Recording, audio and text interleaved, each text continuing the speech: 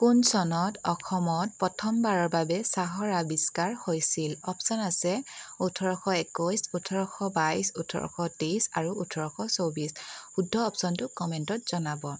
অসমৰ প্ৰথম চাহ উদ্যোগ প্ৰতিষ্ঠানটোৰ নাম কি? উত্তৰ হৈছে দি আছাম কোম্পানী। নেক্সট কুৱেশ্যনটো হৈছে বাণিজ্যিক সুবিধাৰ্থে অসমৰ কোনে প্ৰথমে চাহ খেতি আৰম্ভ কৰিছিল? উত্তৰ মণিৰাম দেৱানে আৰম্ভ কৰিছিল। প্ৰথম চাহ খেতি আৰম্ভ কৰা প্ৰথম অসমীয়া ব্যক্তিজনৰ নাম কি?